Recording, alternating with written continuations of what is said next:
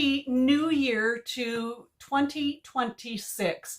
This is my first sewing project for 2026 and my first tutorial. So just wanted to wish everybody a happy new year. And hi, I'm Teresa from 360 Handmade Bags, and welcome to my sewing studio and welcome to my YouTube channel. If you're a returning subscriber, thank you so much for being here. And if you're brand new, thanks also for being here. Please like, comment, share, subscribe. On the bottom right hand corner of your screen, there's a little red button, the subscribe button. So click that if you haven't already subscribed, and subscribe to my channel. It really helps. And also make sure that the little bell notification is set to see all posts so you don't miss any tutorials and you don't miss any lives. So today we are doing this cute little bag. Well, I made it little. The pattern at 100% is quite printed at 100% is quite a good size, and it is the Sedona Crossbody from the styled Magnolia. So if you print your pattern piece at 100%, it's 13.5 inches wide, 8.5 inches tall, and 4 inches deep. I printed the pattern at 85% because I wanted to see what a smaller bag is. This bag is also kind of reminiscent to a bag that you may see as a name brand. It's very similar looking. This is cuter. And so it's a name brand, and the large size of the Sedona Crossbody would be considered their 5-liter size. This bag that I printed at 85% is about approximately their 2-liter size. Check it out. This is really cute. Isn't that sweet? Now, I've done a few modifications. Number one, I printed the pattern at 85%. Number two is there's supposed to be an invisible zipper here. I didn't have an invisible zipper, so I just used my number 5 zipper to match, which goes amazing with this red crushed velvet look from Sam Fabric Creation in Quebec. And I've also reflected that on the strap, which is 1.5 inch webbing, cotton webbing, and I did the strap with a decorative accent to match the bag, and the black and red reflect the strap and the zippers. So the zipper pulls are from Sam Fabric Creation as well. The hardware I've done is in gunmetal, and the zipper pulls are from Sam Fabric. All my other hardware, my swivel clasps and tri-glide and rivets, are all from Waywack. So it has an adjustable strap here on your, so it's a nice crossbody strap.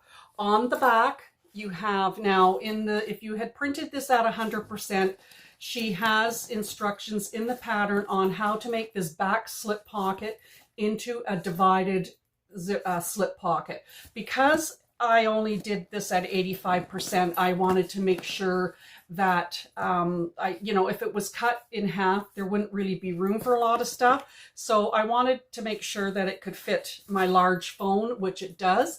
I put my bag tag on the back, so that it wouldn't take away from the front of this bag, which is absolutely gorgeous. I mean, the black zipper, even if it's not an invisible zipper, it looks good, and looks good with it reflecting around the curves, which is why I like to use these round zipper pulls, which say handmade with love just for you. So we have 2 of them on here, and the round zipper pulls reflect the curves of the bag. So this is pretty cool. This is a little front zipper pocket. You could put your bag tag here, but I didn't want it to compete with the black and the red look, because it just wouldn't, it wouldn't have gone. So you have a zipper pocket here, which is big enough. I mean, you've got lots of room for, say, Tic Tacs, my lip balm in here, your keys. There's lots of room even for more stuff in this little front zipper pocket. Oops.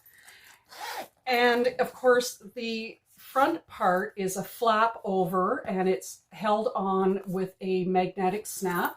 You have another slip pocket at the front, which is lots of room for your phone as well. In the instructions, if I had printed this at 100%, I could have divided this pocket as well.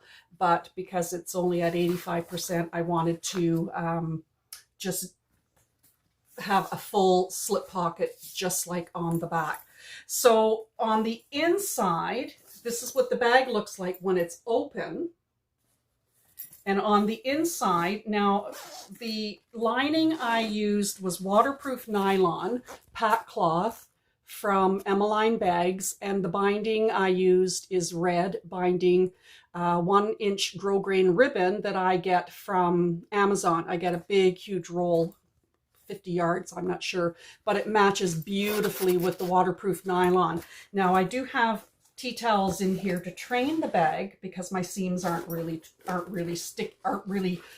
coming out as well as you want. So it looks like this, lots of room to stick your hand in, to put stuff in. And on the inside, and I forgot to sew in my Made in Canada label, but on the inside you have a lined, it's hard to see because it matches, but another slip, a double zip slip pocket that I made.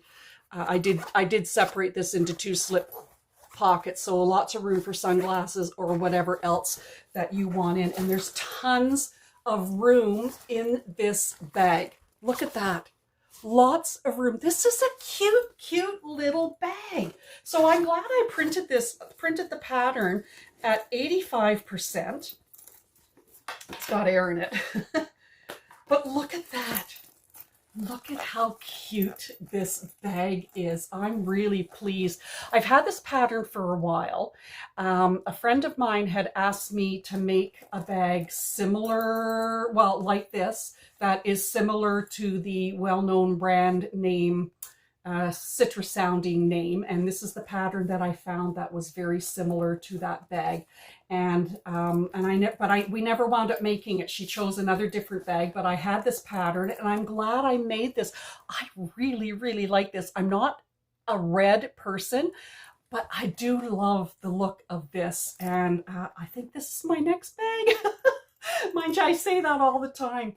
So figure out what fabric you're going to use. It's domestic machine friendly if you make sure you keep the interfacing out of your seam allowance. I didn't use any interfacing. I didn't use any foam. I wanted this to be kind of slouchy, which I'm glad I did, because just this alone and the stiffness of the pack cloth is heavy enough as it is to give it structure.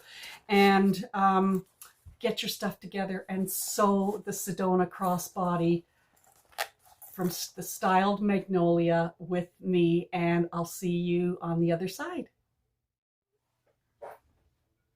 Alrighty, so we're going to be working on the strap, and I have a 1.5-inch cotton webbing black strap, and then I have 1.5 inches of the velvety type vinyl or fabric from Sam Fabric Creation. And these guys are approximately 54 inches long.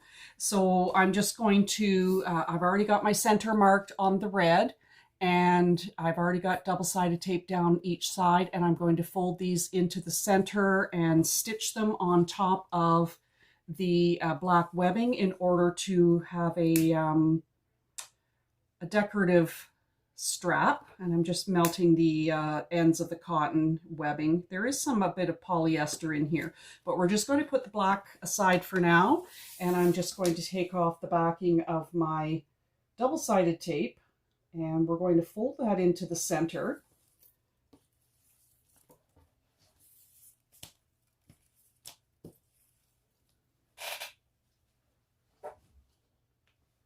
Light on here so you can see what I'm doing. There we go. I don't want it to, okay. So we're just going to fold the raw edges into the center on both sides.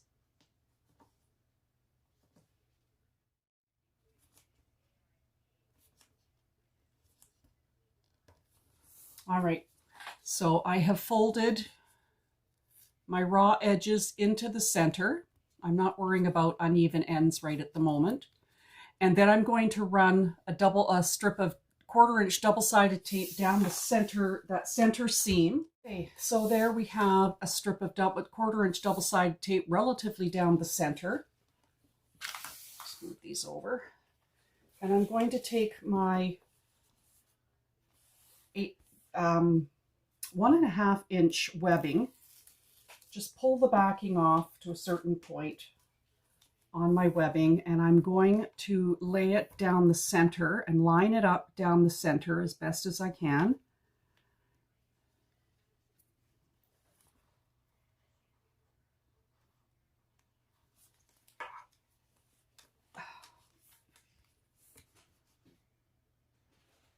And then it's going to create this two-tone effect on the strap to have it have a decorative look.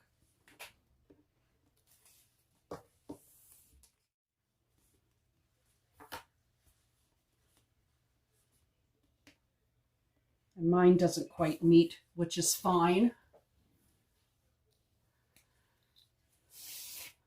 Okay. All right. So what I'm going to be doing is I'm going to be stitching down the folded edges at 1/8 of an inch seam allowance. My top thread is the heavy duty Gutermann 100% polyester thread that I get from Walmart, and the text weight is probably close to 70, but it's the same thread that's in my bobbin, but because of the underside, and this is red of course, but because my underside is my strap, the bobbin at the moment is black so that you don't see any red stitching on your strap.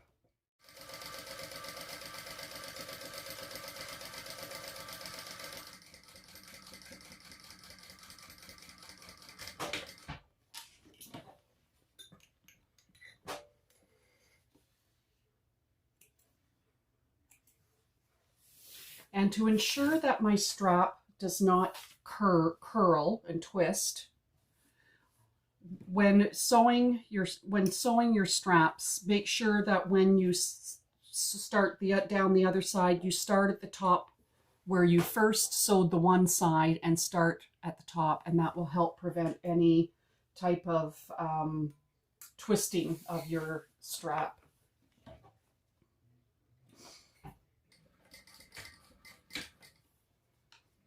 And at the moment, I'm not worrying about the raw ends until we go to attach the strap.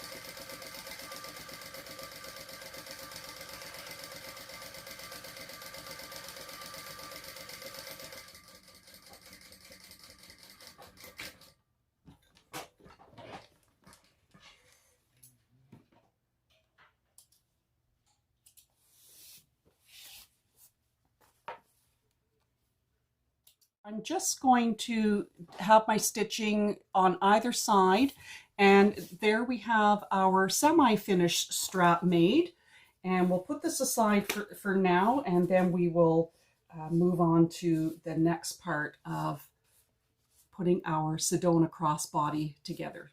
All right, I'll be back. Okay, so what we're going to work on first are the front and the back slip pockets. They're actually identical pieces and they're made the same way. However, the front slip pocket, you have the female snap placement, which I have already marked on my exterior right here. And then on the back, I have already put my duct tape on the back, and I have already marked my slit marks for my washer. So we're just going to cut those. We're just going to make those now and install the female portion of the snap. And I'm just going to put some fray check on the slit marks on the exterior vinyl just to be on the safe side.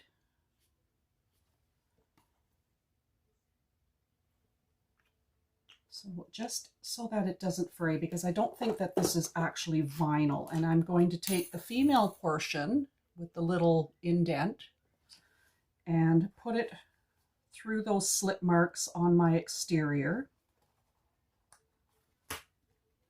Take the washer and line up those, the prongs over top of those slit marks. Now, they never ever sit flat. So I just take those prongs and just push them against my desk.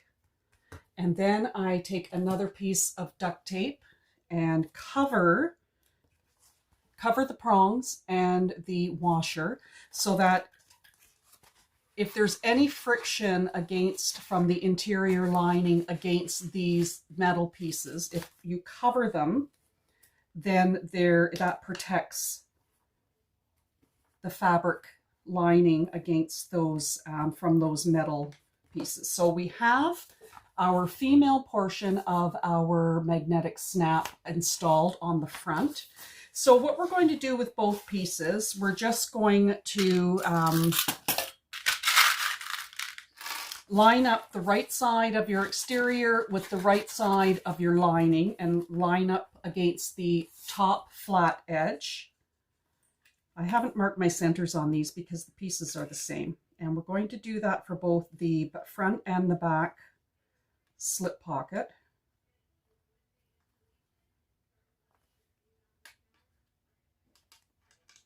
Just clip them together. I don't need these pieces anymore. Right sides together. I'm going to make sure I've got the right sides.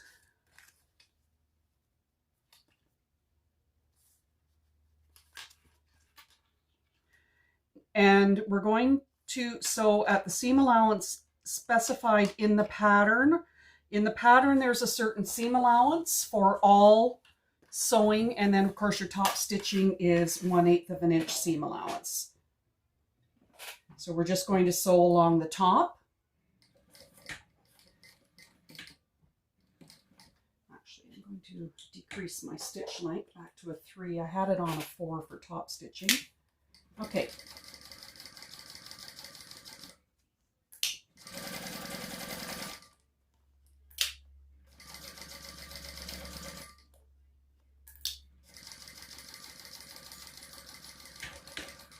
Make sure you backstitch before and after at the top, beginning, and the end.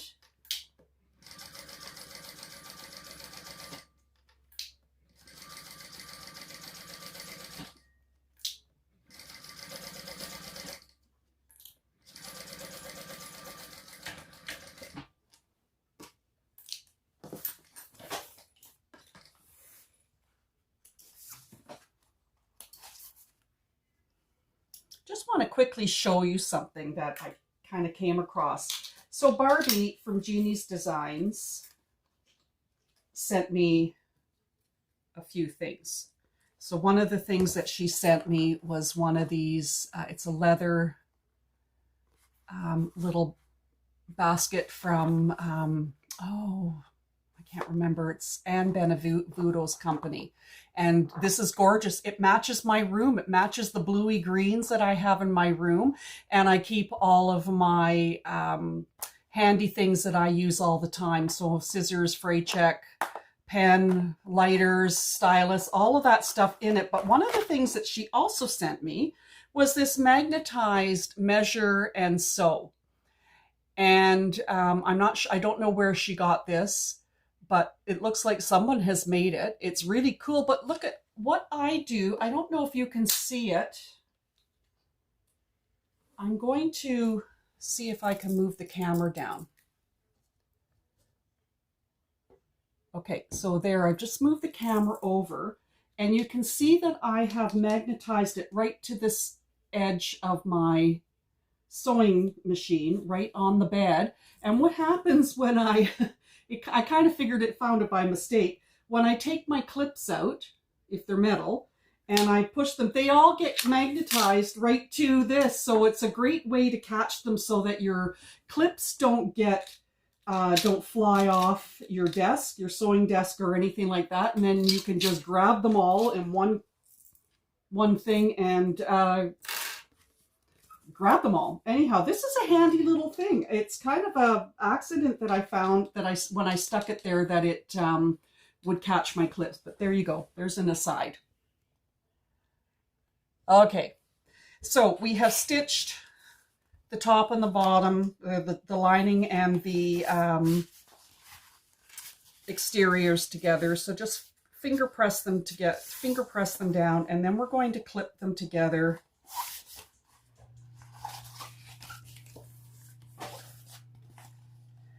And then we're going to top stitch at 1/8 of an inch seam allowance.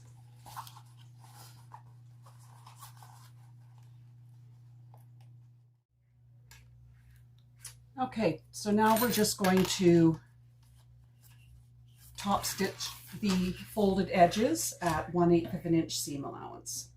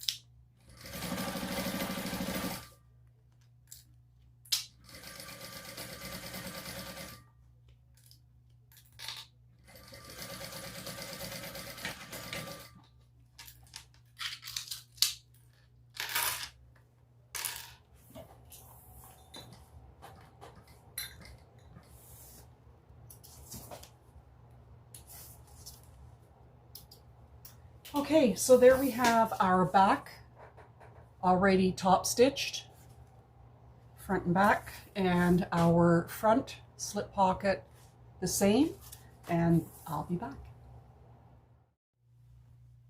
Alrighty, so now we're going to be working on attaching our 2 slip pockets that we just made, the back and the front, onto the pattern pieces that you're going to be needing. Pattern piece A, which is the main front, and you have 1 exterior and 2 linings cut. And then your pattern piece B, which is your main back upper, you have 1 exterior cut. So I'm going to work on the front first, which has the female magnetic snap already attached onto the slip pocket. And we have to attach our male portion of our main front exterior, because when you line them up like this, your male is going to go right here, and then when you flip it forward, then it's going to be attached onto the front here.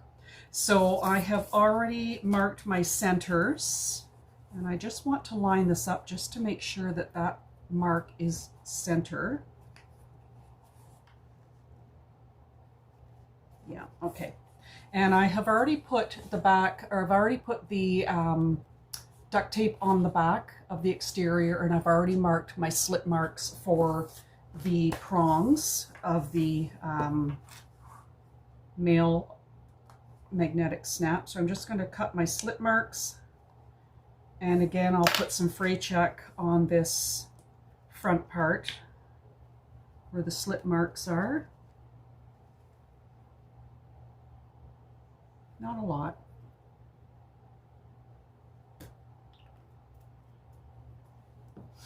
Pop the male portion of the magnetic snap into those prongs on the right side.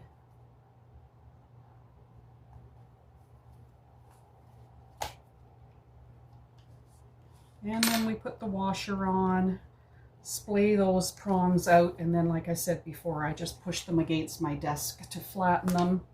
And then I take my piece of duct tape and put it over top of those prongs to protect the fabric that goes against it. Okay, now what we're going to do is we're going to take our slip pocket, and at the moment we're just going to line up the centers, line up the edges, and clip the raw edges together. Now in the pattern, if you are printing the pattern at 100%, she has measurements to create divided slip pocket here for the front and the back. Now because I have reduced my pattern to 85%, I'm not going to be doing that. Now I'm going to base these on, she said that you can base them at a further step, but I'm basting them on because of the fact that I'm not creating a divided pocket here. I'm going to have this as a full slip pocket, and same with the back. So we're just going to set that aside to sew that later, and we don't need our pattern piece anymore for the main front. Now I'm going to get my main back upper piece, and I've already marked my centers on my slip pocket and on here. Now I want to have this pocket, I want my bag tag on the back. I don't want it on the front of this particular bag because there's a zipper pocket on the front, and it's already going to have a zipper pull hanging down. So I just want my I just want the bag tag on the back, and I just want to see kind of where I can put it. Okay, I'm going to put it on my slip pocket. So so that's why we don't baste it. So I'm going to put my bag tag on the outer part of my slip pocket. So you're still going to see it. I'm just folding this in half, and then I can line up my slip pocket or my washer for my bag tag, and I'm just lining the center of that washer up on that folded line. Just want to make sure I have the same measurement going across on either side.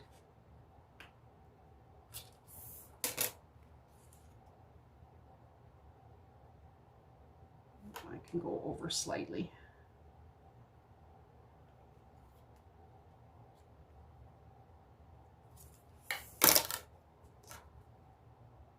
Okay, make sure that it's even on both at the top as well.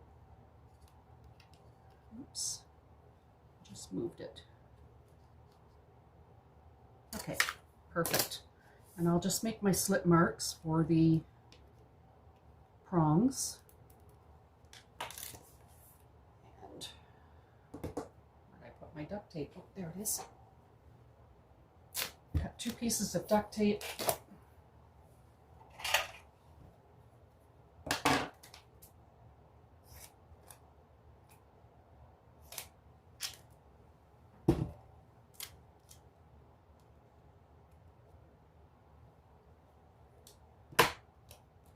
All right, and I will put one on the underside where my slip marks are.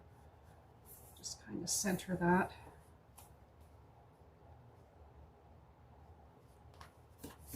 Okay, and I'll cut the slip marks. It's pretty centered.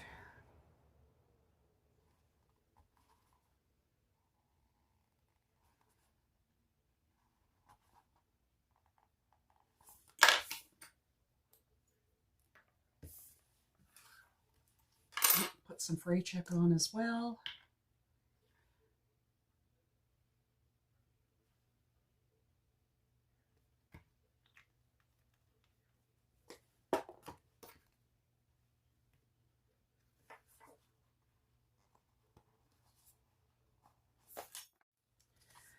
Okay, so we'll flip that up, make sure it's all flattened down, and put the washer over top of the prongs.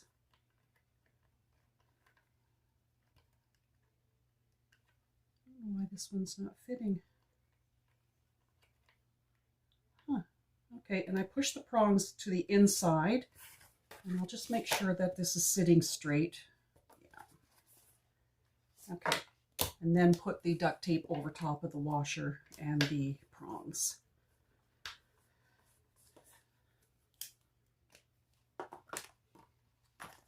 Okay, so now we're going to take the main upper back piece, exterior,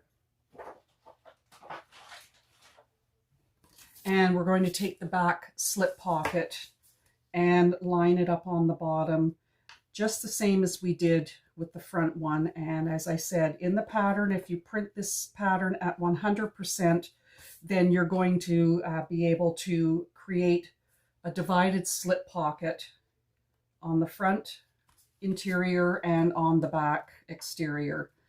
All right, so we are going to baste these on just to secure them at this point, even though in the pattern you don't have to if you create the slip pockets because you've already stitched these pieces on. So just basting it on at 1/8 of an inch seam allowance.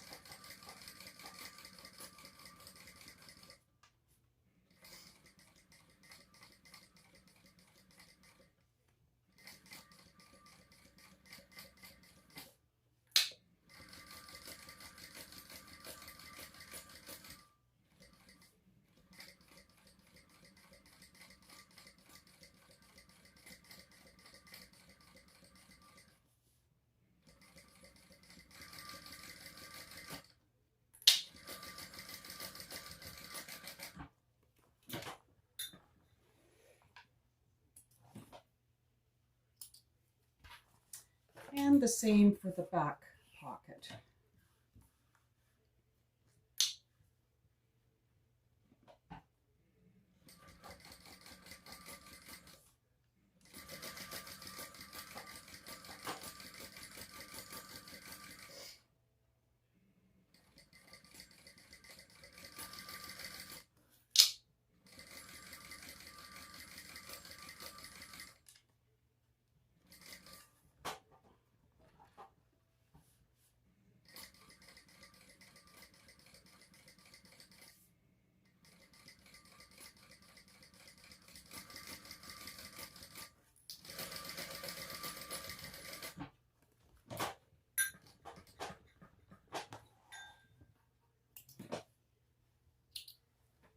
Okay, so there's our back, and here is our front interior slip pocket. So our magnetic snaps, this is how the bag will look when it's closed. Of course, you're going to have a piece going here as well, and it will sit just like that, covering the slip pocket. All right, I'll be back. All right, so now we're going to work on our exterior gusset. So you will have your gusset. You're going to have one exterior and one lining for your gusset. And then you're going to take your largest zipper in the pattern. And first of all, before you forget, because I've done this, make sure, and this is your number 5 zipper. Now in the pattern, the front hidden zipper is a number 3, but I'm going to be using a number 5 on the front as well, and you probably will see the zipper. But anyhow, take your number 5 zipper pull and put it onto your zipper tape, your number 5 zipper tape. Line up your teeth, push it on, just like that. And then what we're going to do is we're going to put right sides together of the zipper tape, and we're going to sew this on with the, also take your right side of your lining. So right side of your lining goes onto the right side of your exterior. Your zipper is going to be right side, so teeth down on your exterior piece. Before I forget, let me take a lighter to these ends so that they don't fray. I don't want that to happen. Okay. All right, so we're going to take the right side of our exterior, put the teeth right side, which is teeth down, line that up with the end of your exterior, take your lining right side together and line all that up. Make sure that your edges are lined up and clip. Now my zipper teeth, my zipper is a little wider than what's being asked. I'm just going to clip these edges just so that they stay together. And just make sure that I've got this lined up, because this is a different way that I have not done for a gusset. All right, and we're just going to stitch across the end here at the seam allowance in the pattern, and then we're going to flip it and top stitch.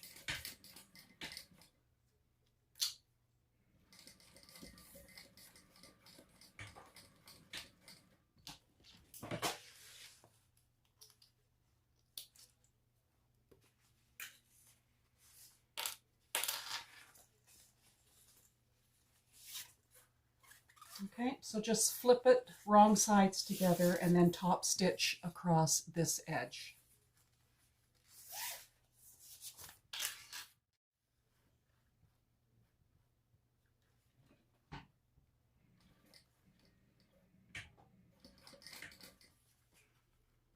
Keeping your raw edges lined up.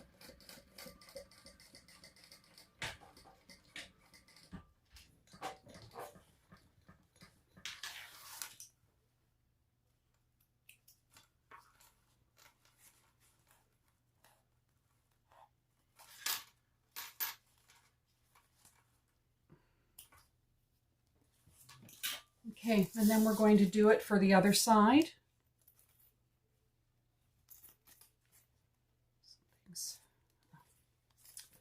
Okay, so we're just going to take this, I'm just going to leave it overhanging slightly, this raw edge, because it's not quite even or straight. Okay, and then we're going to take, so I've got that lined up, teeth down against the right side of the exterior, and then we're going to take the right side of the lining and line that up with the exterior. Just going to clip those sides just to keep them there, and then just stitch across here at the seam allowance in the pattern.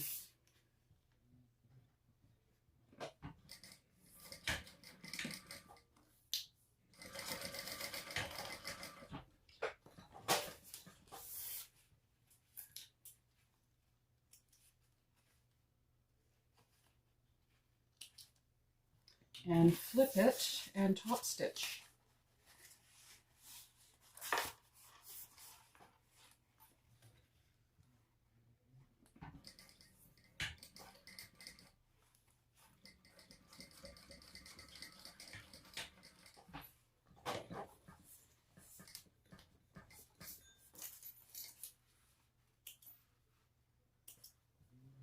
All right. So there we have both ends done. Okay, so turn it so that it's laying flat on your desk, and just kind of pull it so that your raw edges meet. And then what we're going to do is we're going to clip them. I just got it like this. It almost looks like a headband. And then I'm just going to clip these raw edges, and then we're going to base them.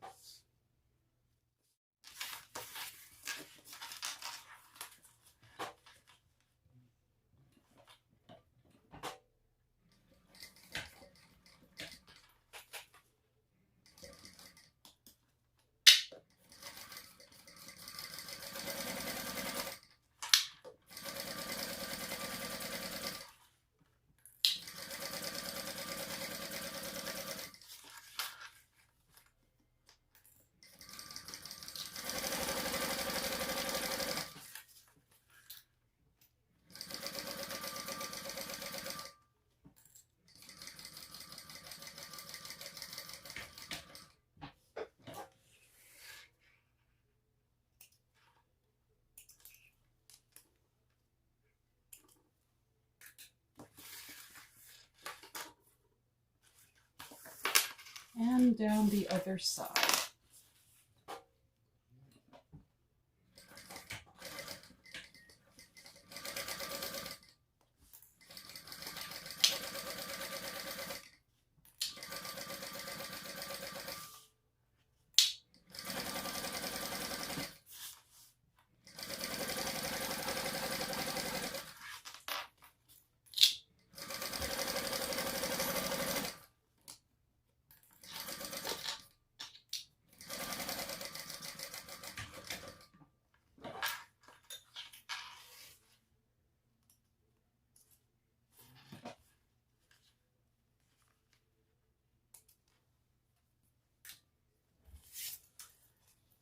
Oh, it didn't catch there. Okay, so there we have our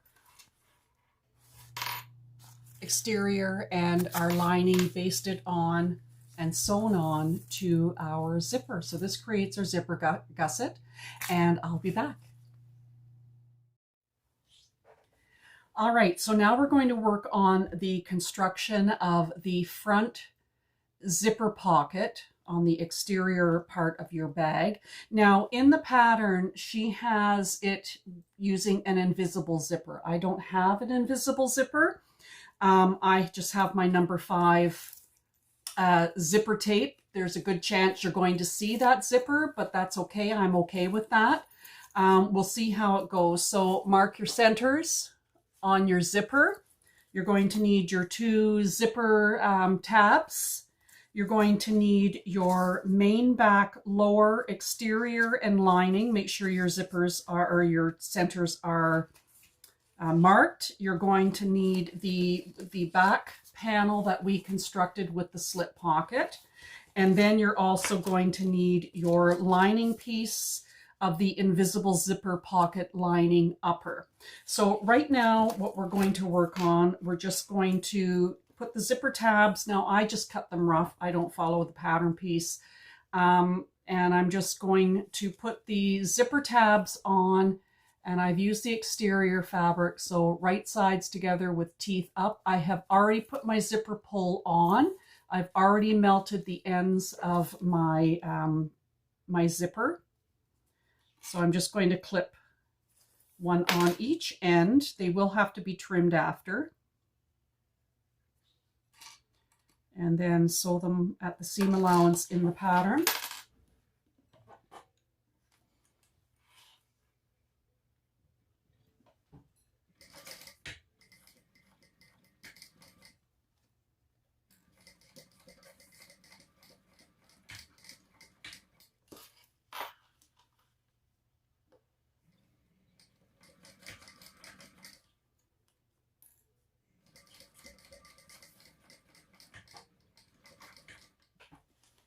Now she says you don't have to top stitch when you flip these ends, that you don't have to top stitch. I am going to top stitch in the event that you will see them, because as I said, I'm not using an invisible zipper.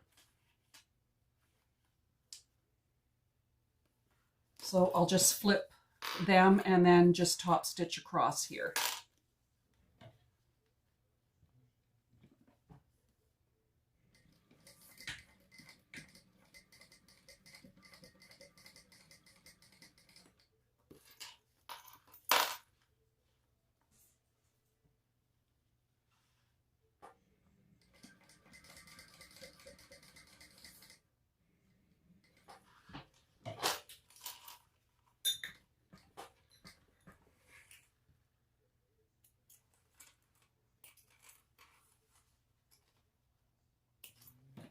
Okay, and if your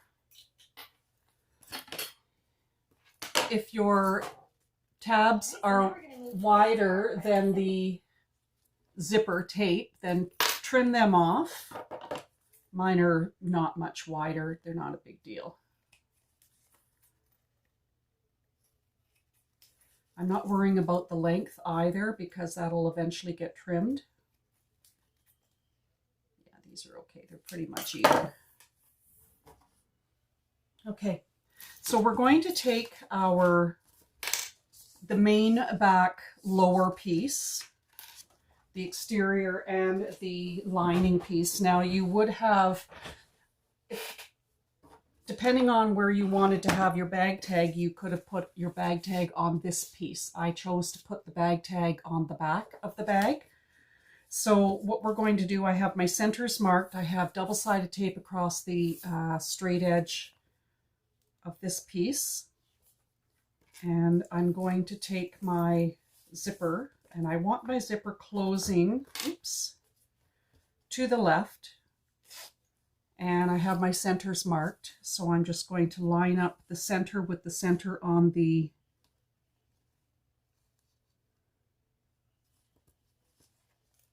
exterior. Line up the raw edges. This zipper might be longer than my, I think this zipper is going to be longer, but we'll see. Okay. And then I'm going to put double-sided tape on the wrong side of the zipper. Might not have needed those zipper tabs.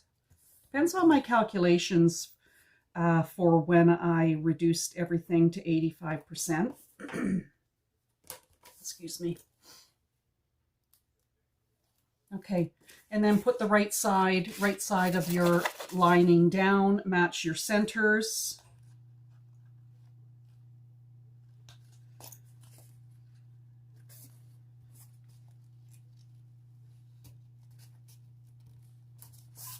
And then stitch across here, and when we flip it, we will not be top stitching.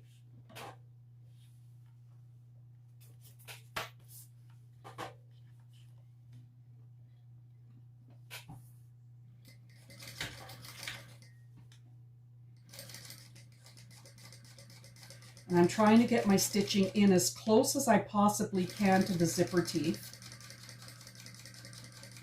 I did play with my zipper foot that I have that came with my machine, but it didn't make any difference to my regular walking foot. So it's not worth my while to change it out. Okay.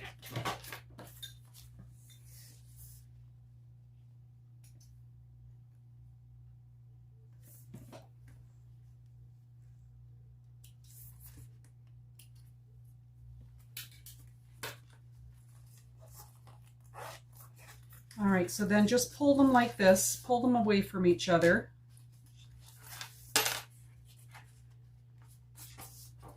I'm just going to clip the bottoms, just for now, just to keep them together.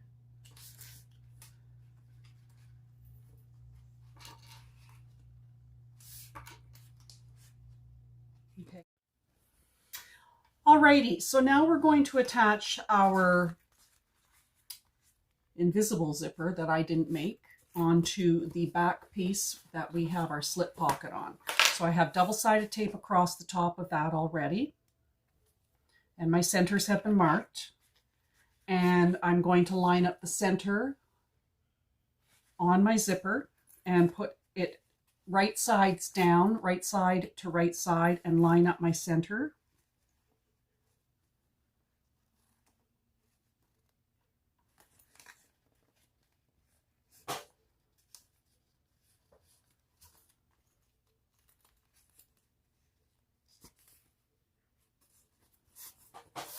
And then we're going to take your invisible zipper pocket lining piece, upper, and you can see that there is a long side and a short side. You're going to use the short side. So this is the lining. I've already marked my center. I'm going to put double-sided tape across the zipper here.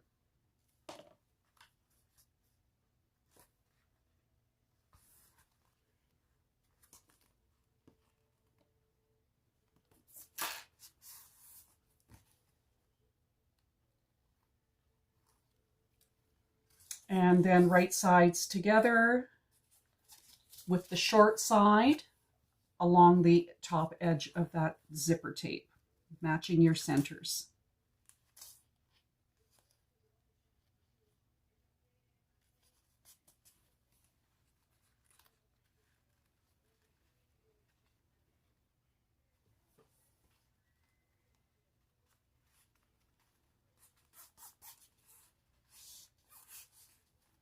Clearly my zipper is going to be too long.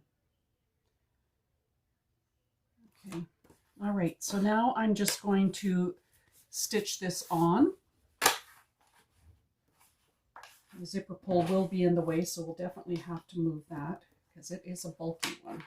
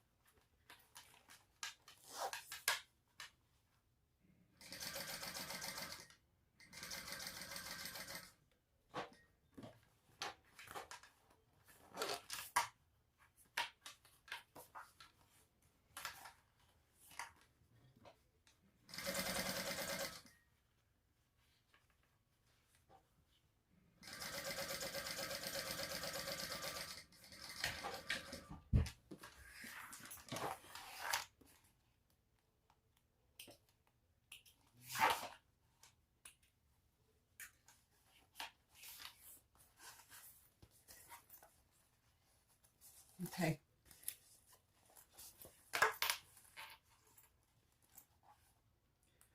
And like I said, I know my zipper is going to be showing. So let me unclip these. Because in the pattern, she has you kind of folding up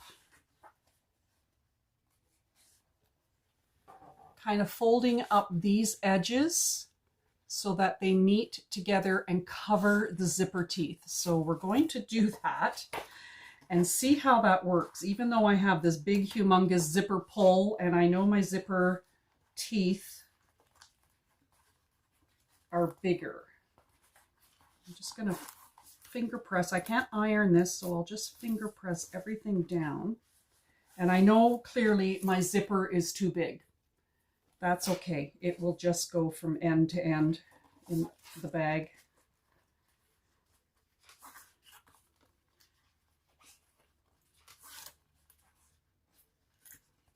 And I did those calculations many times.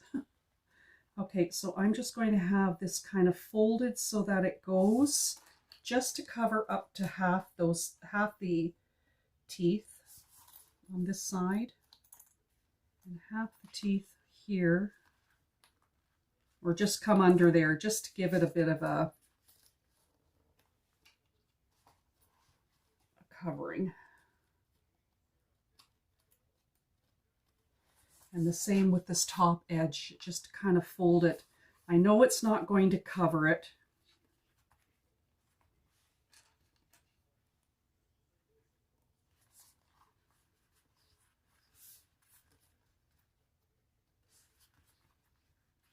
We'll see that zipper.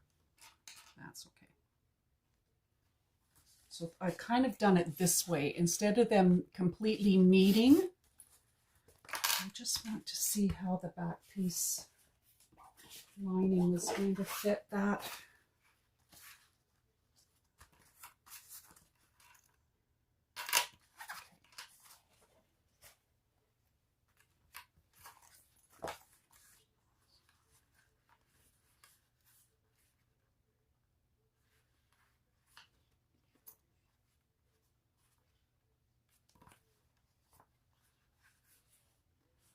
Okay, so I'm just going to baste around this short curved edge. There will be a bit of an excess overhang of the lining, but that can be trimmed off. Oh, sorry, we're not basting it yet. We're going to flip it over. And this top piece here, you're going to take your invisible zipper pocket lining back. I just have one lining piece. And you're going to fold that forward.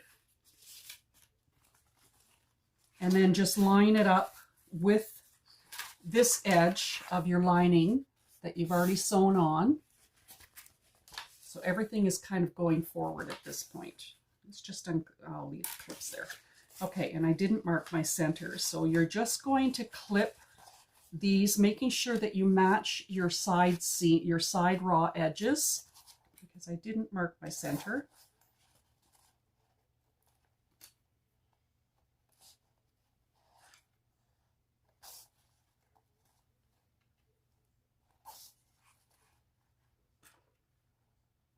Okay, and you have that clipped now onto here, onto that little lining edge, and I'm going just to sew that on at the seam allowance in the pattern.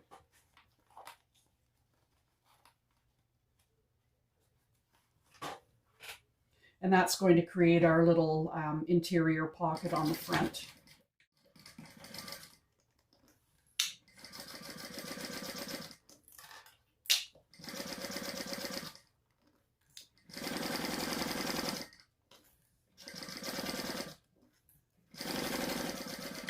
This is going to be a really cute bag.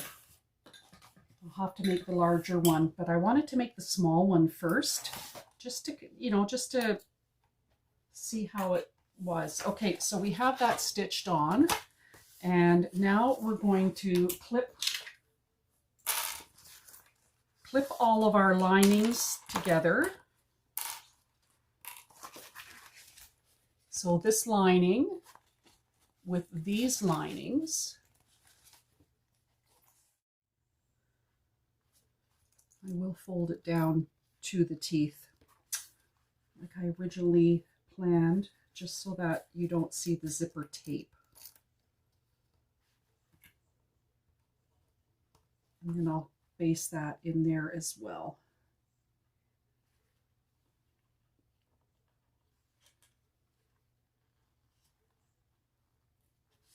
So we'll get the fold back.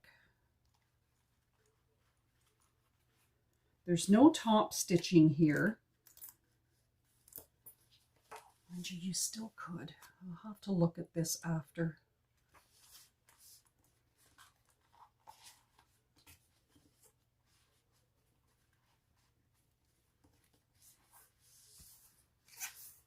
Okay, pull all your linings together and clip, because we're going to baste all of these together.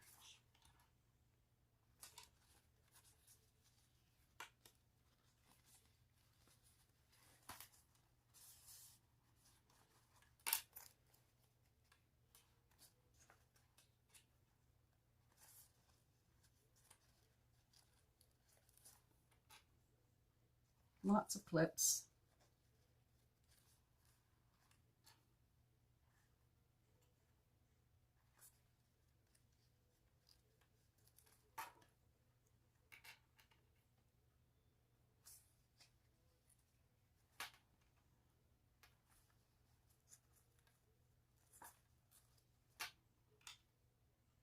Okay.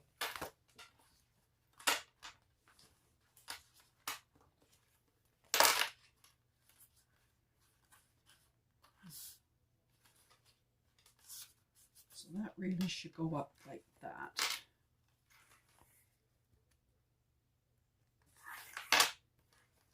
First time I've made this pattern, so I'm kind of figuring this out as I go as well, as you guys are.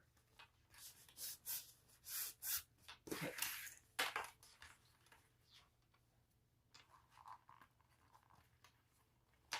All right, so now I'm going to start up here to baste, and all around this curve and all the way back up here, so that I get past these folded edges that are right up against the zipper teeth, because in this bag, my bag, you will see the zipper teeth.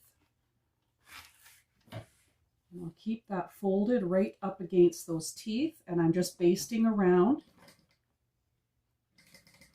going slowly over the zipper teeth to make sure that that fold stays in place, especially since my zipper was too big. I should have taken the zipper, and I should have taken it off and trimmed it down next time.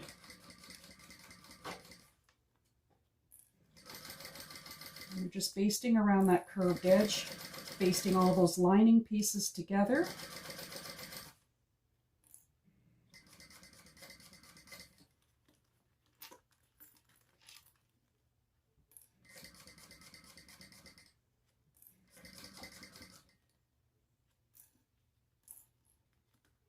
Make sure that that fold is up against my zipper teeth coming up to this part, as well as on the other side. And then I'll back stitch over top of those teeth. Okay.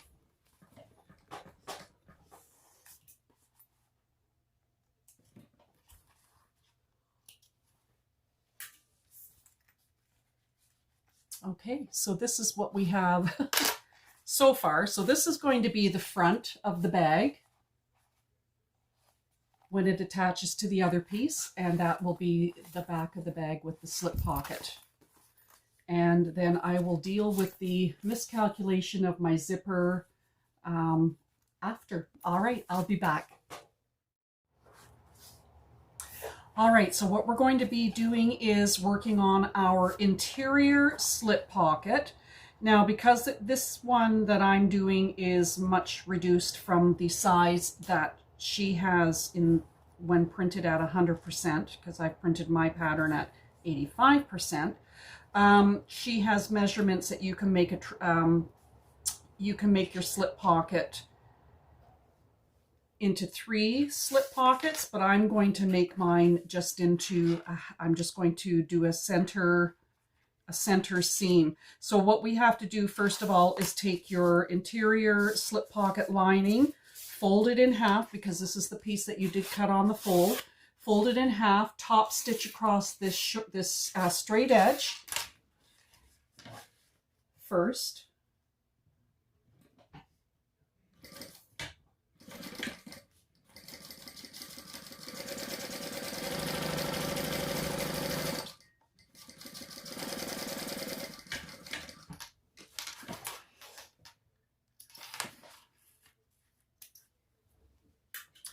And I've marked the centers. You're going to take one of your interior full lining pieces, right side up. You're going to take your slip pocket and line up your centers onto the bottom edge of the, of your interior lining. So you've got your slip pocket here. Okay. I don't want that in the center because I'm going to do a center seam. And just clip all your raw edges together. We're not basting these together at this point in time. We're just going to sew up the center to attach this slip pocket onto your lining piece. And I have a fold mark so I can see. It's probably hard to see. I do have a fold mark, and I'm going to stitch up the center to create 2 slip pockets on the inside, starting from my center mark on the bottom.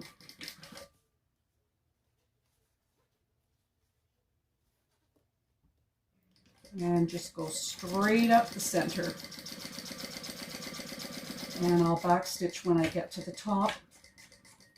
Just want to backstitch a couple of times. There we go.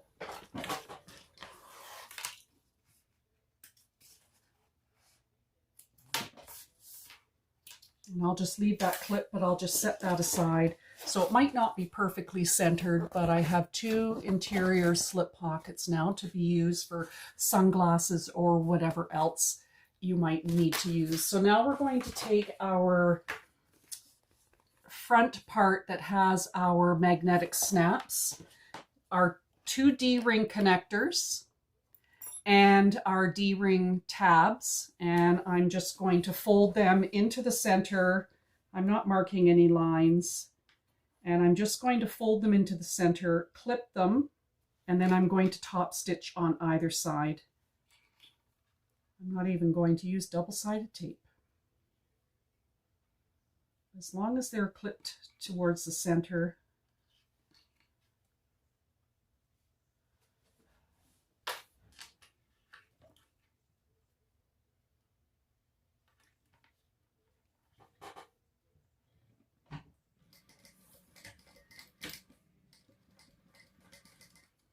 And I'm just top stitching them.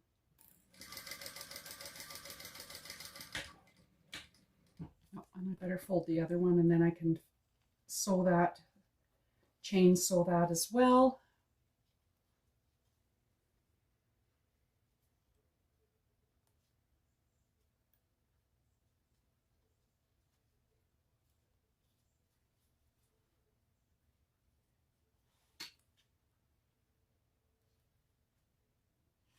I'm sure you guys can see out my window how much snow we have here. We have just been absolutely pummeled with winter weather. All right, so I'm just going to top stitch the next one.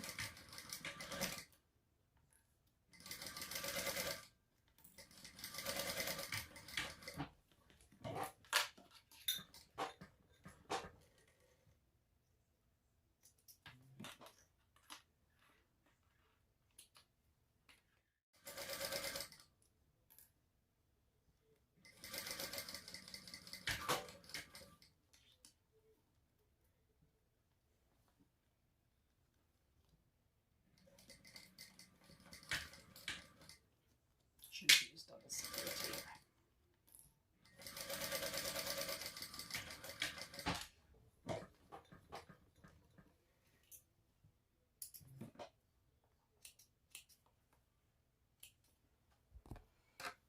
Okay, so I'm going to feed my D-rings onto my D-ring connectors. Just want to burn some of these threads off.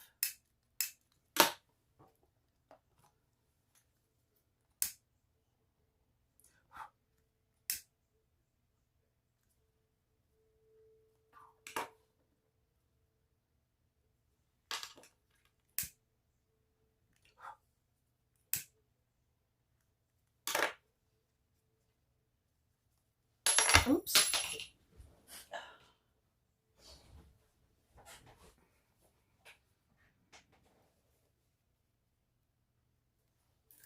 Okay, and I'm just going to baste across these edges just to hold them together.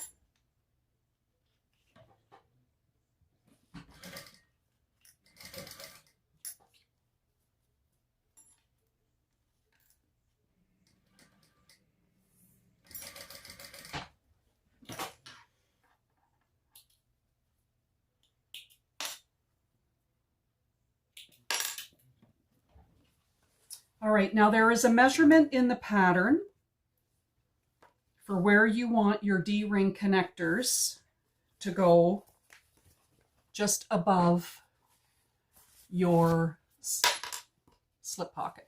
If you can keep these things in place. Make sure that when you lay your D-ring connectors in, you overhang it maybe about 1/4 of an inch over the raw edge. And then we're just going to baste these on.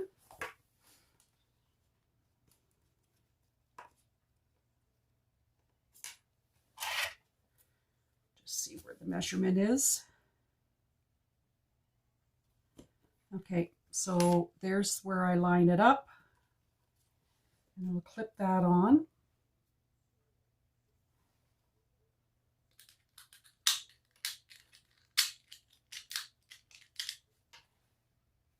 Making sure that the D-ring connector is straight.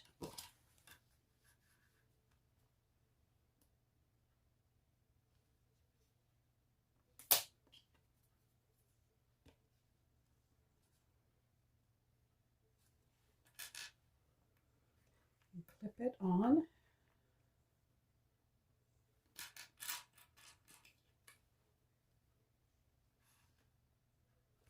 Okay, and I'm just going to fold them just to make sure that when I line up the seams of the pocket, that these are matching and they're both at the same height. Okay.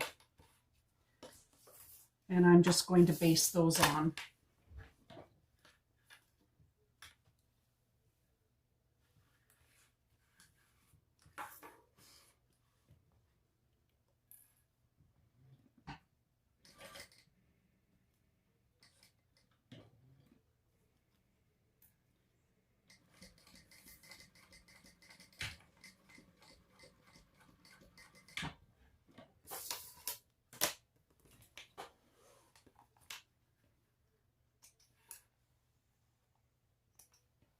do the same for the other side.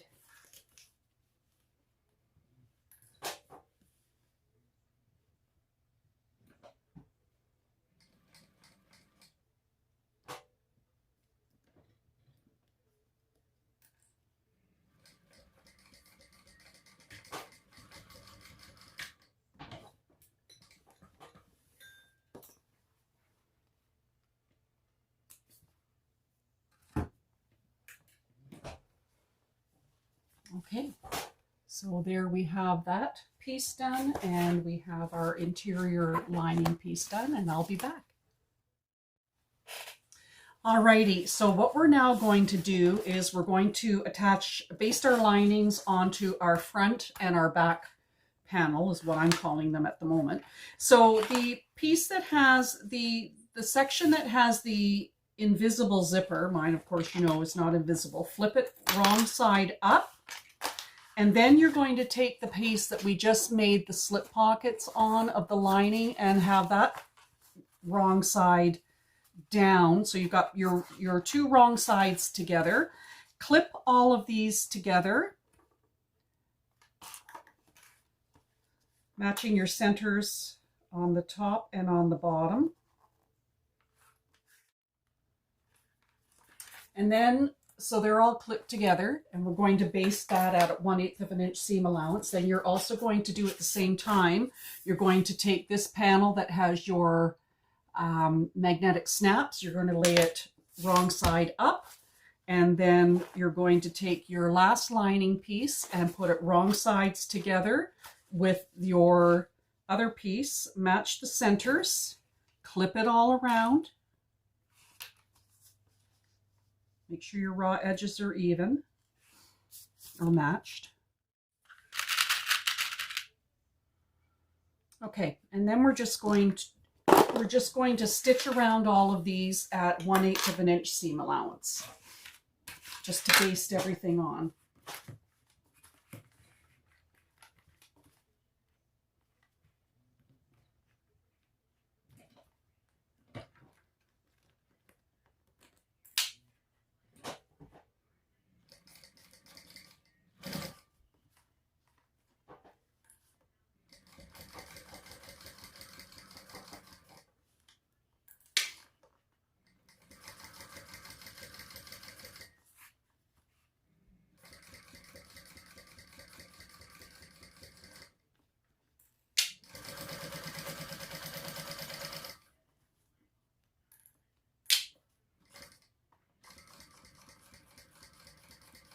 So this bastes everything, all of your layers together at the same time.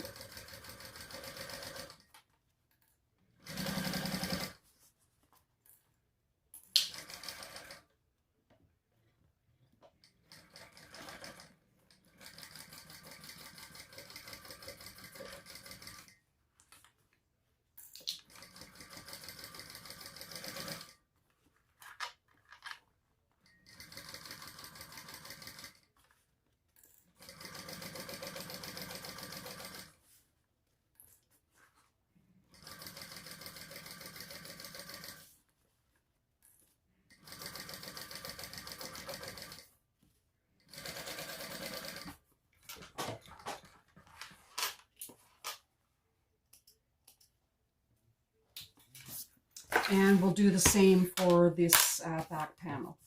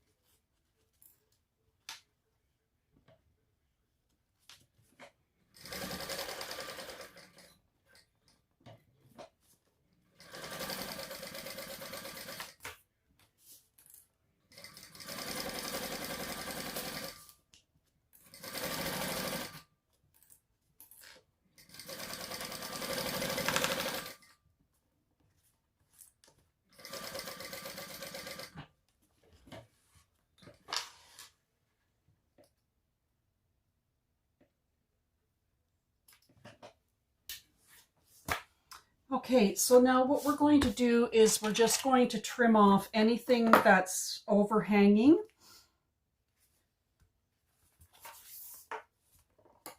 So I do have some edges here that aren't even.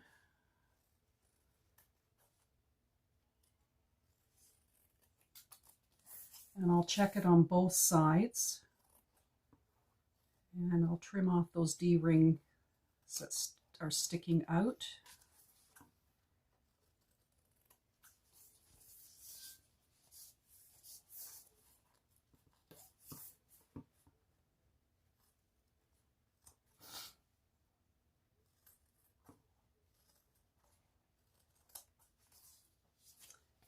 I'll check it on this side.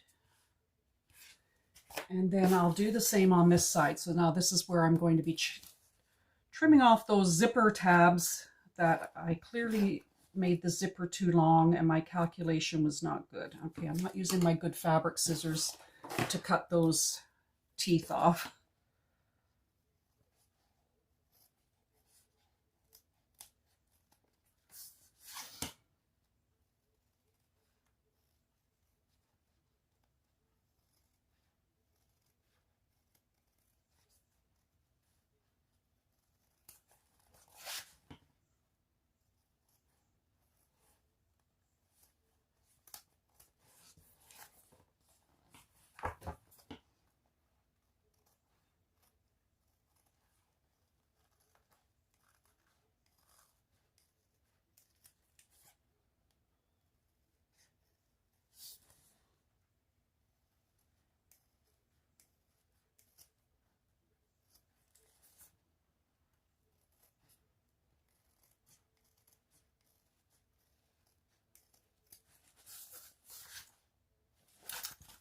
Okay, alrighty. Get rid of the garbage.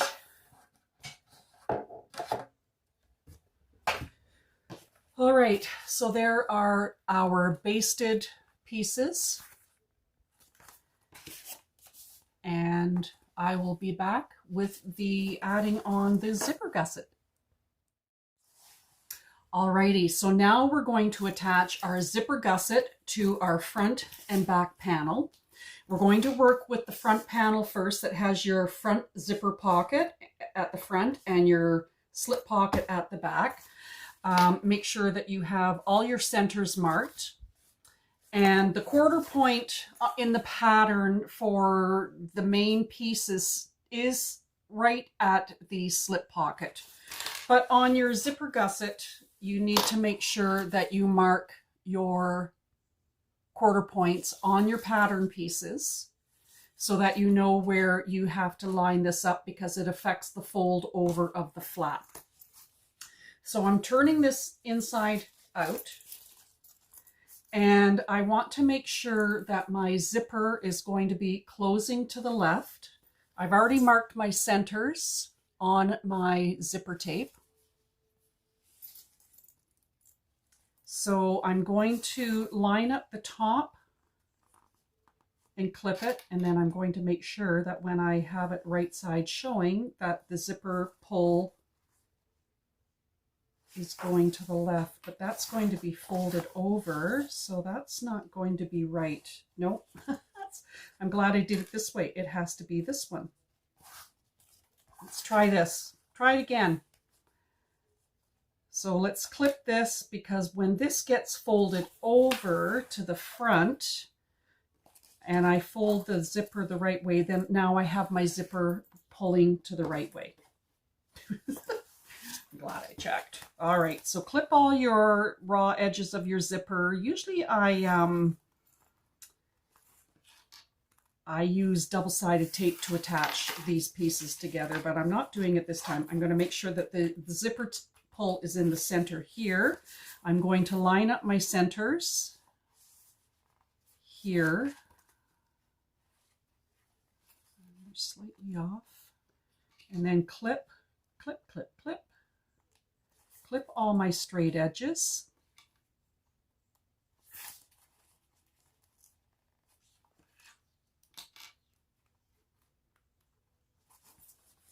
And then I'm going to find that quarter mark that I made on the gusset, and I'm going to line that up with my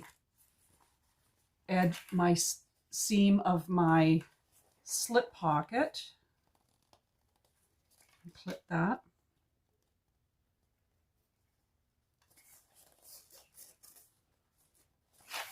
On both sides.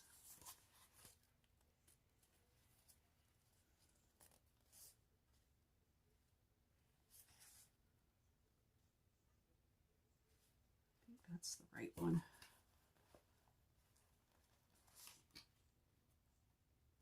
Okay, and then I'm going to work with the bottom first. So I'm turning it with the main panel up, right side up, and I'm going to kind of tuck it into the gusset and make it have a bowl effect, and that helps to ease it in without having to snip it. Just makes it a little easier. If you find that you do have to snip your gusset, then do that for sure.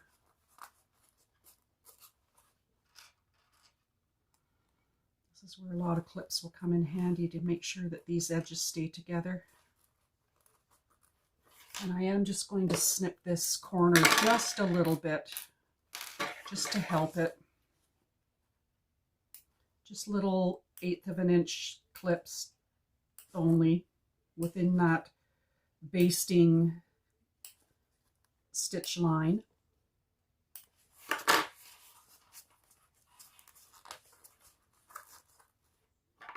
And then line those edges up again and clip.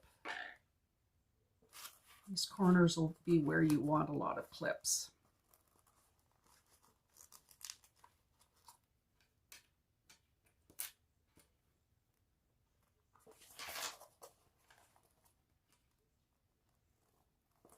Okay, and do the same with the bottom. I might as well clip the gusset just to be on the safe side.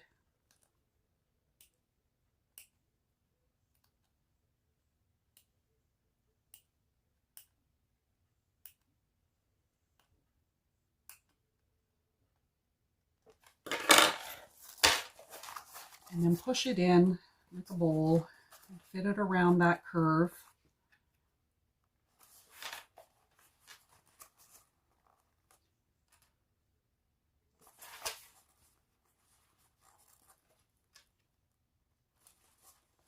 Beautiful. Fits beautifully.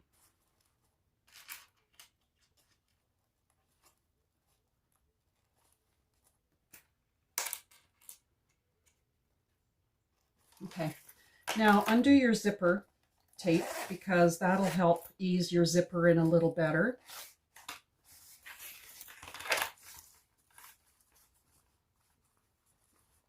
When you sew it, you'll have to just make sure that your zipper tape is out of the way.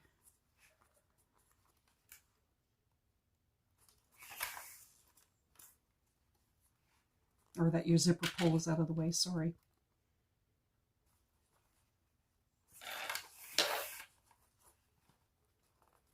This black zipper actually looks really sharp with the red,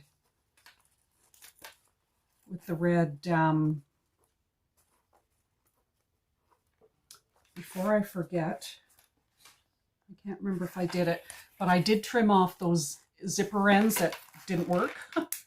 So I'm going to make sure that I use a lighter to kind of melt those edges so they don't fray. I can't remember if I did it or not, so better safe than sorry. I don't know, it looks like I didn't do it. And that'll just help melt those to help from fraying. Okay. And clip, clip, clip. I have a little zipper tooth now. It's curved out.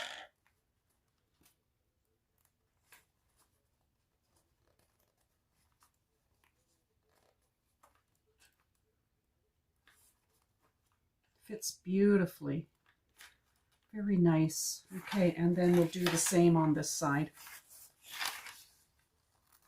Because you don't want to clip into your zipper. If you noticed, I marked the center on my zipper with a marking pencil. Usually I've clipped into my zipper tape, and I've never had a problem or heard of any problem, but in watching other bag makers, it's not a good idea to clip your notches, your center marks, or to clip your zipper tape, because it could fray.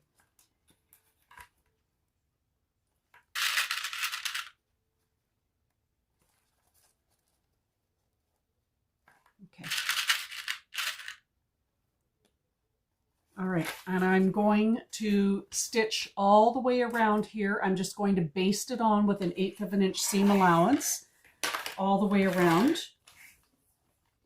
And we'll get rid of all those, the bulk of those clips.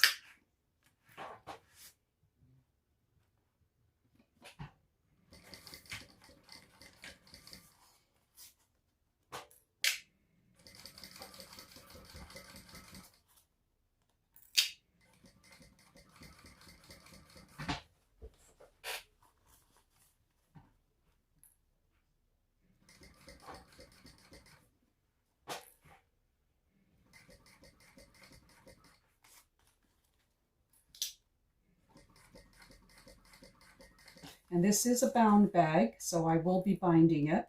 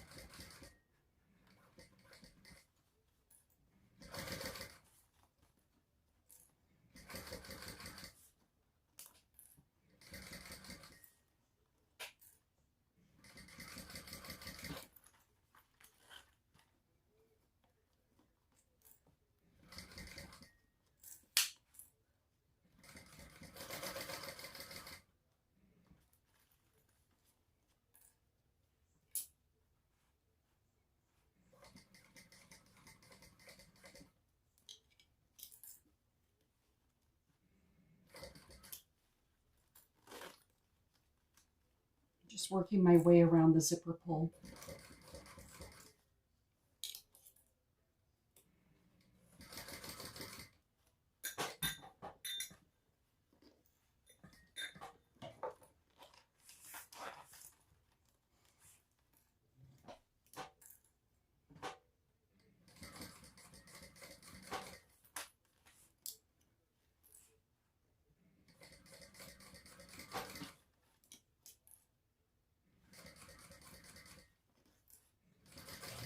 Very long process.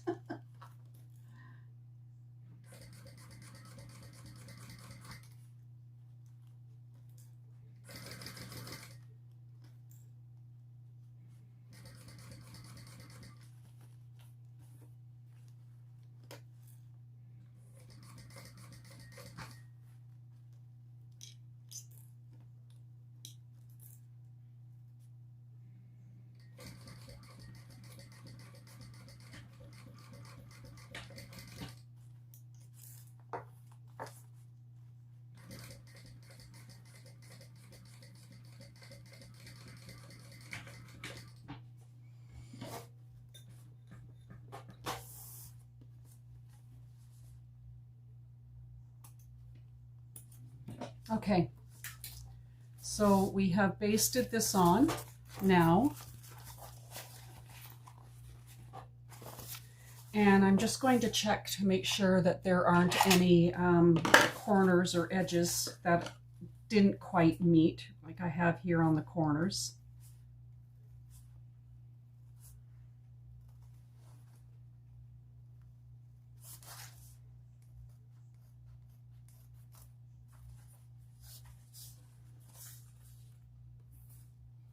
And then I'm going to do exactly the same thing on this piece. I'm going to attach them, and then we will bind. So we'll be doing exactly the same thing, clipping everything, and then basting it at 1/8 of an inch seam allowance.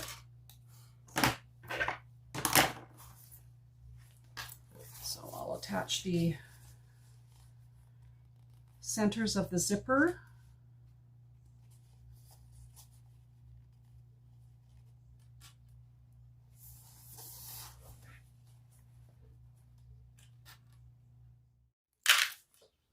Okay, I have the back piece already all clipped on, and I'm just going to baste it on with 1/8 inch seam allowance.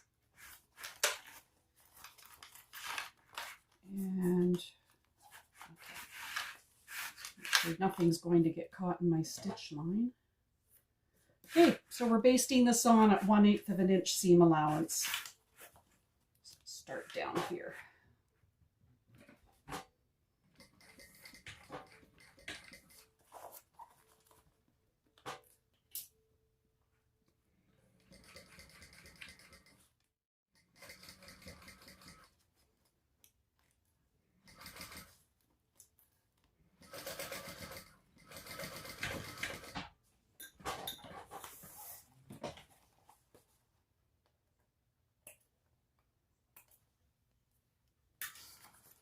Alrighty, so there we have that side sewn on, and I'm just going to go over it and trim it, because we need these edges even to make for when we do our binding.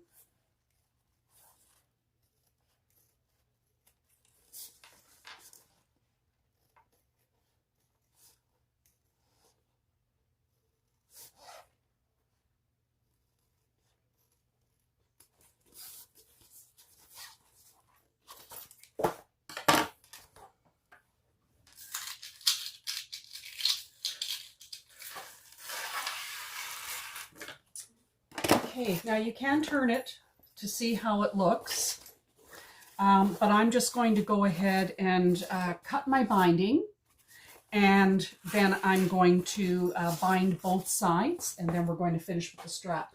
Now, what I use for binding, I have grosgrain 1 inch wide grosgrain ribbon that I get from Amazon. So mine, of course, I'm going to use red in this case. So all I'm going to do is just loosely wrap it around the exterior of my bag, because I don't know what measurement it is because I've reduced the size, and I'm going to add about a couple of inches just to be on the safe side, and then I'm going to cut another strip for the other side.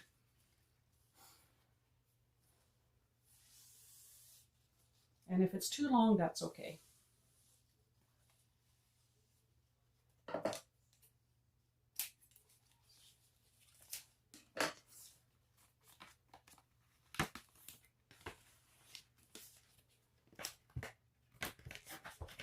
Okay, so I guess it doesn't really matter which side you bind first.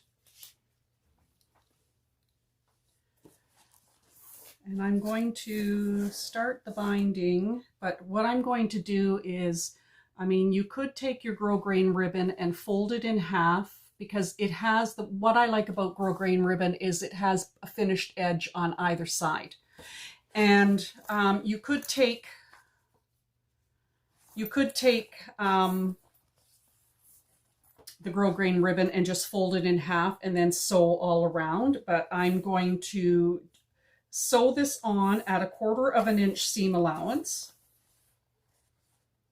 and then I'm going to fold it over and then sew it on after that. So I'm just going to take my one piece, my one end, just kind of take the lighter to these raw edges, because they are fraying on both pieces. Not too much, you don't want it crispy, which I've done before. Okay, and I'm just going to fold over the raw edge.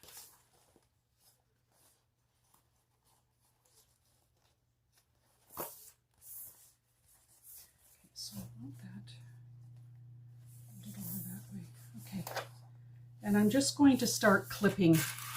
Clip, clip, clip. And just clip the one edge all along the raw edge, and then I'm going to sew it at 1/4 of an inch seam allowance, which will give me my finished seam allowance. Because as you remember, we basted this on.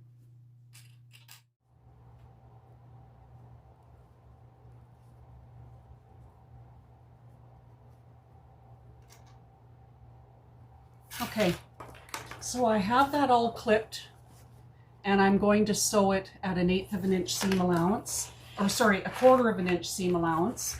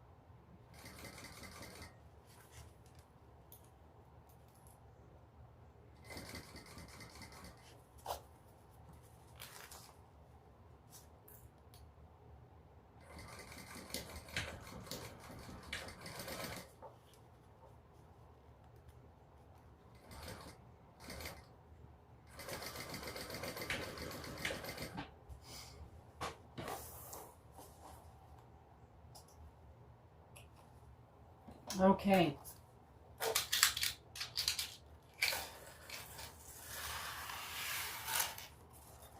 All right, so I have this now sewn on, all the grosgrain ribbon all sewn on at 1/4 of an inch seam allowance, and I'm going to fold it over.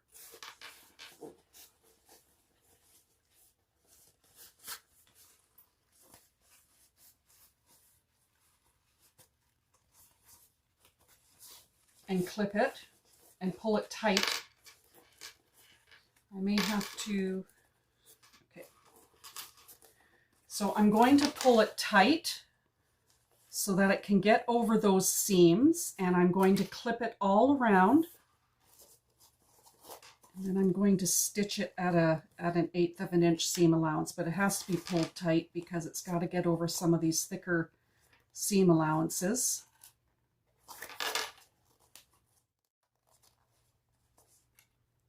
Okay. It's all clipped. All right, so I'm going to sew on this side where I can see the edge, and I'm going to just stitch above the edge of the grosgrain ribbon so that I can attach that on. And I'll flatten this out as much as I can.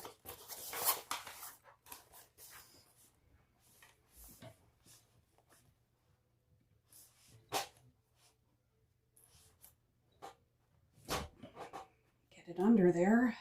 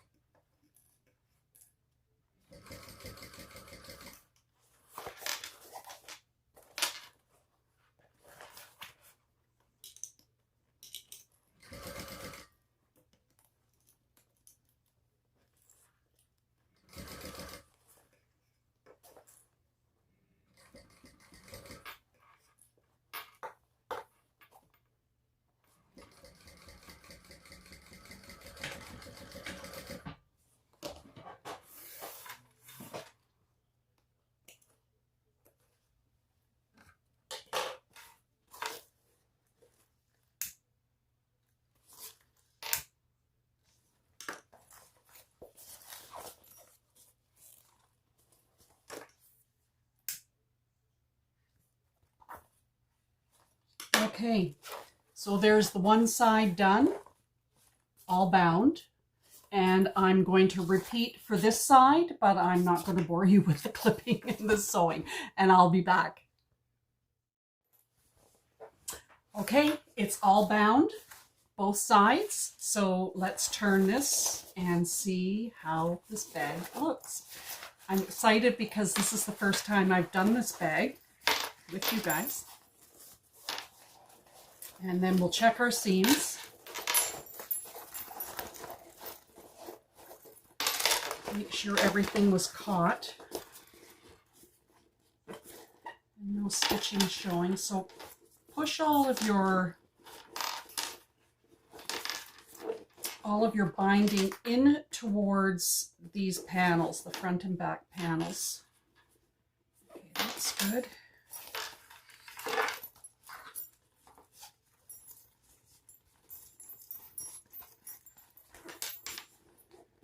Now, if your seams kind of look like this and they stay looking like this, one tip is to, because sometimes bags you have to train the seams to sit like this. It depends on the fabric, it depends on the binding, it depends on a lot of stuff in my opinion, because a lot of times I have a problem with it. Take hot tea towels, face cloths, whatever. Run them in a hot dryer.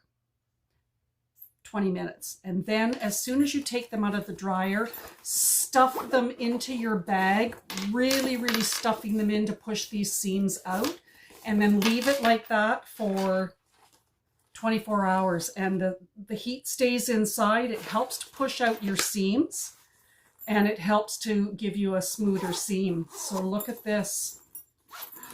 Okay, this is how, now this is small, but it's still a good size.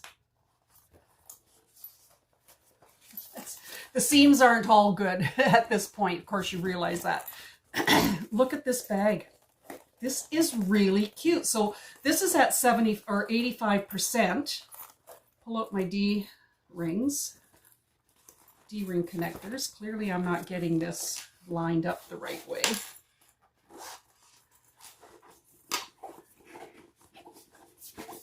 Okay, so this folds over. Do it the zipper.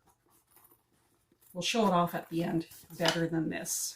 D-ring connectors stick out like this, and it folds over. I'm glad I didn't use any interfacing, but I'm going to have to stuff it. And it sits like this, and the black kind of looks good with the red, and there's your slip pocket on the back. Okay, so we're not done yet. Of course, this definitely has to be trained. We're not done yet. We have the strap to make. Okay, so now we're going to make our strap, and I've already pre-made my strap. And so what I'm going to do is I'm just going to trim these ends off just to make them a little more even because they aren't quite straight.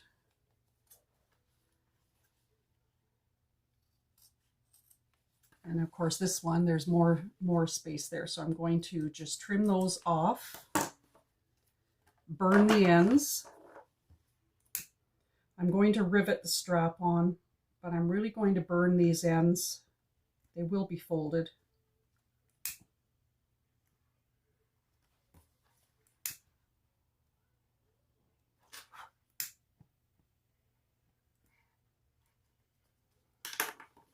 Okay. Take your tri-glide. That's the right side where the curved part is on your bar, your center bar, and that's the wrong side where it's flat. So go take your strap, put it up through the bottom, push your center bar up against that strap, pull it up, and go back down through the bottom. And I'm just going to fold this over.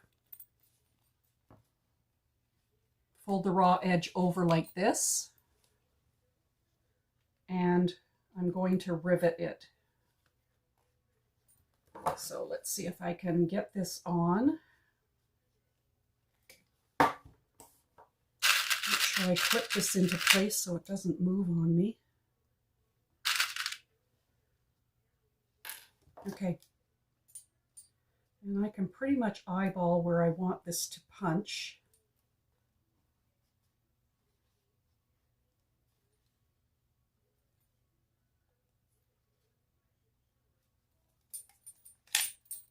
All the way through all those layers.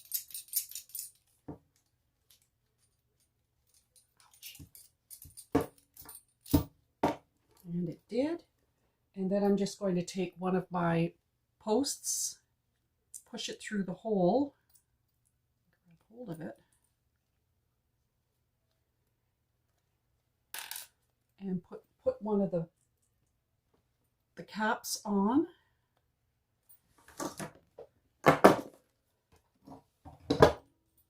And then on my rivet press, just make sure it's seated in there enough so that it doesn't bend, and push it on or dump it on.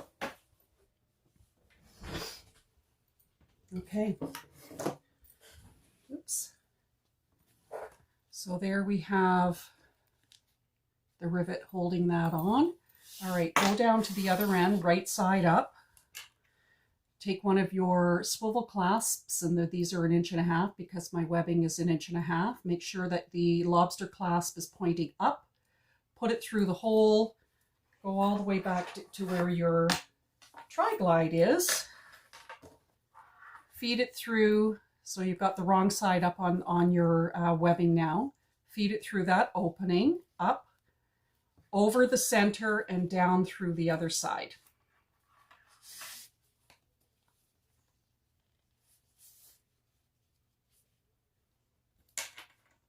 And now you have your swivel clasp hanging on the one end.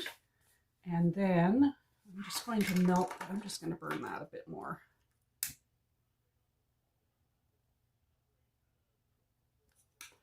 Okay, right side up of your strap, swivel clasp with the lobster clasp facing up or straight up. Feed that over, and then I'm just going to bend that one end over about 3/4 inch. Fold it. Make sure everything is lined up. And then I'm going to punch a hole to make sure that I capture that folded part on the inside.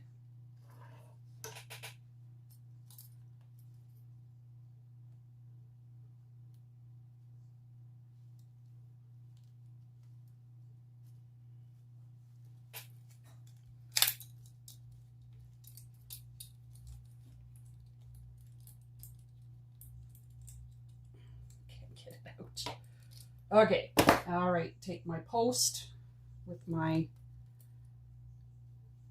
rivet, push it in as far as I can so it's peeking out the other side, put my cap on, and then use my rivet press. Make sure it's seated in there, and push down with all your might because this is pretty thick.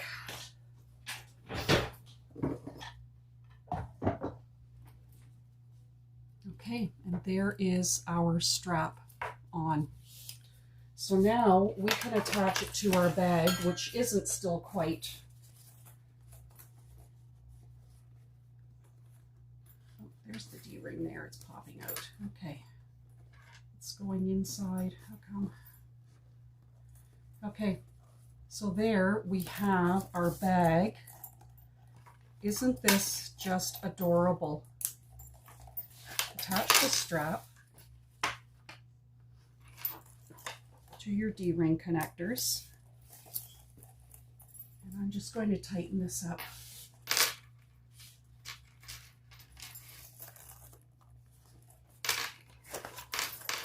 Okay.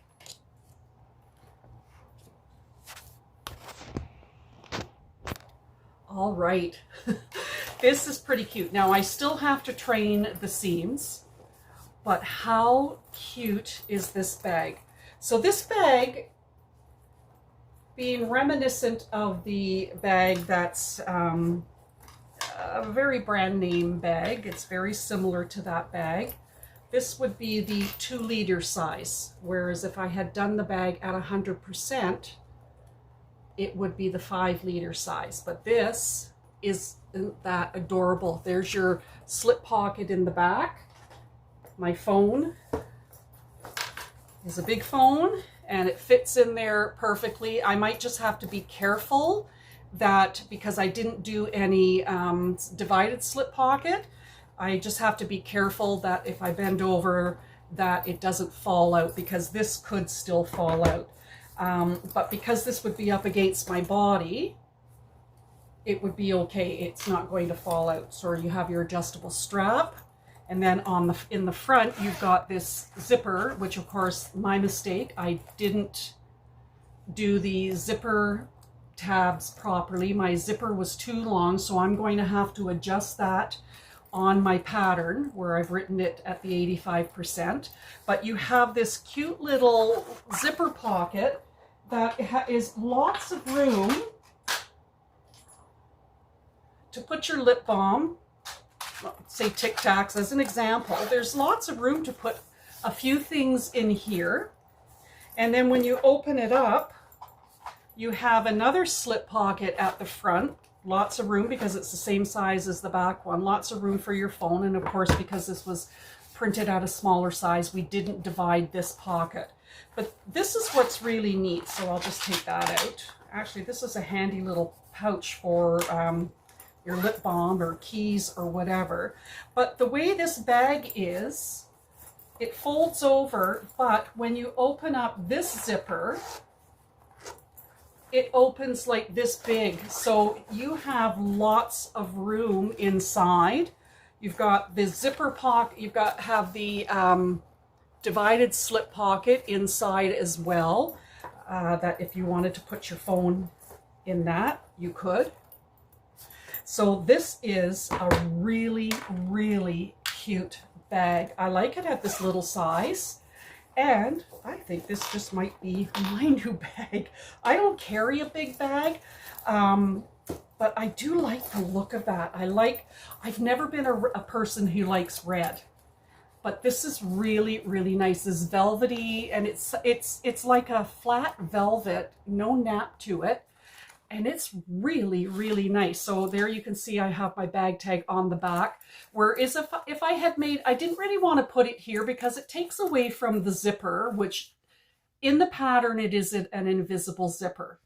But I kind of like the look of that because it really reflects and coordinates with the strap, the black zipper here and the black zipper along the edge. And then of course the gunmetal hardware with the round zipper pulls helps to reflect the curves of this bag. All right, guys, thanks so much for being here. Thanks so much for sewing along with me. This is the Sedona Crossbody. It has a lot of training to do to get the seams out, but this is the Sedona Crossbody from the styled Magnolia. And I really appreciate everybody being here. And again, please like, comment, and subscribe to my channel. It really, really helps and goes a long way.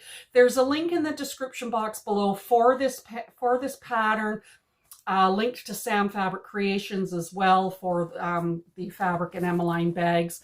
There's also a link if you would like to buy me a coffee. Coffee goes a long way to help me keep producing content and keep me moving to produce content for my channel so I can provide you guys with tutorials like this. So also check out the 360 handmade bag playlist. All of my tutorials are in that, and you can just click play all and they'll play one right after another. Binge watch during the winter.